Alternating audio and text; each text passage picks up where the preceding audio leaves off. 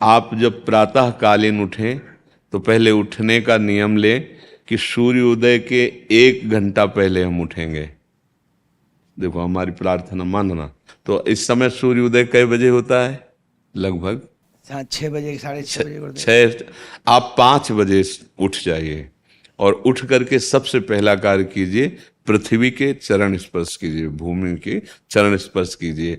और फिर आप जिस आसन पर बैठे हैं, देखो ध्यान से हमारी तरफ सुनना, जिस आसन पे बैठे हैं, जिस पे शयन किए थे, जिस सैया पर सोए थे, पृथ्वी को प्रणाम करने के बाद उसी सैया में 5 मिनट केवल बैठ जाइए और 5 मिनट बैठकर 5 संतों का नाम ले लीजिए। जैसे हम लोग श्री स्वामी हरिदास जी की जय, हरिवंश महाप्रभु की जय, हरिराम व्यास जी की जय, नागरीदास जी की जय, श्री ध्रुवदास जी की जय। पांच पांच संतों के नाम याद कर लीजिए।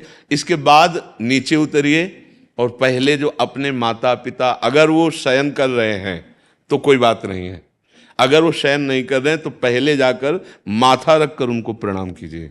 इसके बाद आधा लीटर या 1.25 लीटर जितना आप जल पी सकते हैं, उस जल को आप हल्का सा गर्म करवाइए अपने माता पिता से, जो भी आपकी सेवा में हो, या अगर आप स्वयं कर सकते हो तो स्वयं हल्का सा।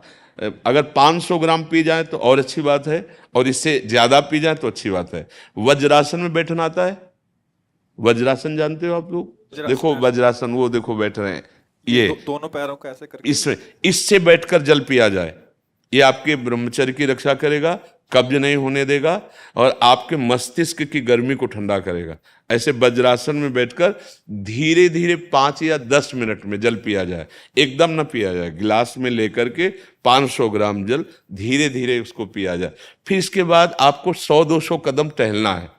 फिर इसके बाद आप शौच जाइए। शौच, अगर आपका पेट साफ हो जाता है, अगर नहीं साफ होता है, कोई ऐसी परेशानी लगती है, तो 1 चम्मच ईसबगोल की भूसी और छोटी हर का आधा चम्मच अगर रात्रि में दूध से या पानी से ले ले तो वो बार बार शौच नहीं लगाएगा, पर आपकी आंतें साफ हो जाएंगी। शौच जाने के बाद स्नान करें और फिर तुरंत, अगर आपको व्यायाम आता है तो करे, नहीं तो सीधा सरल बात होती है, 20 बार बैठ जाए बैठक और 10 बार लेटने वाली दंड। और इसके बाद जो अनुलोम विलोम, जो इससे खींचे इसे छोड़ दे, इससे खींचे इसे छोड़ दे। इसके बाद दोनों हाथ ऐसे करके 7 बार ऐसे करे, सीधा खींचे और सीधा छोड़ दे। इतना ही तुम्हारे लिए प्राणायाम की आवश्यकता है। अब अपनी दिनचर्या में लग जा। जो पढ़ाई का कार्य दिया गया है, आगे तुम्हें और भजन की बात हम नहीं कह रहे, जो पढ़ाई का कार्य दिया गया है वो भगवान की ही पूजा है। आपकी दिनचर्या जो आपको अपने गुरुजी या टीचर जी को जाके प्रमाणित करनी है, कल जो पढ़ाई गई थी आज के लिए, वो आप सुबह सुबह उस समय व्यायाम के बाद, तो आप देखना आपकी स्मृति बहुत प्रवीण हो जाएगी।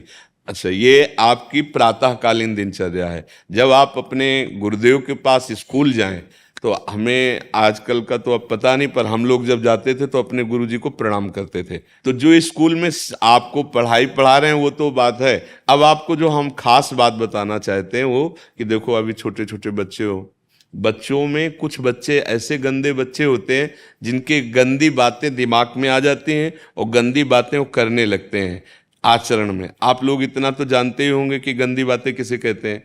आप लोगों के पास अगर मोबाइल है तो कभी गंदी बात देखना नहीं। कोई भी बच्चा अगर गंदी बात दिखाए तो अपने टीचर से या अपने माता पिता से जाके शिकायत करनी चाहिए, वो बहुत हानिकारक होती है। कभी कोई भी गंदी बात अपने द्वारा नहीं होनी चाहिए।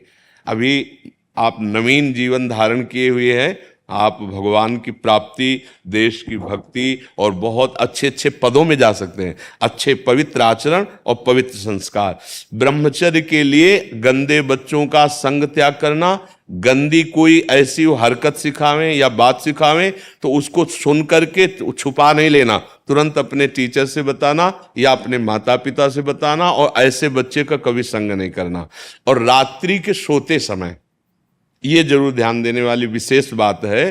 रात्रि के सोते समय जो भगवान का नाम प्रिय, जैसे इन लोगों ने आप लोगों को बताया राधा वल्लभ श्री, तो सोते समय बस प्रार्थना करो कि हे प्रभु आज दिन हमारा जो भी गलती हुई हो वो हमको आप प्रार्थना करते हैं कि आप हमें समझाओ क्या हमसे गलती हुई। अगर पूरी दिनचर्या में ऐसा लग रहा है हमसे कोई गलती नहीं, तो भगवान सुबह से अभी तक हम सोने जो जा रहे हैं ये पूरा समय आपको समर्पित। आप देखना इसका फल देखना, एक तपस्वी की तपस्या का जो फल होता है ना उसका ये फल मिलेगा। और सोते समय बस राधा वल्लभ श्री हरिवंश, राधा वल्लभ श्री हरिवंश, इधर उधर ना सोचते हुए, ना मोबाइल देखते हुए, ना कोई गंदी बात मन में, और चुपचाप सो जाइए। और जब फिर सुबह उठे तो फिर ऐसी दिनचर्या। और पढ़ाई इस समय तुम्हारा भजन है।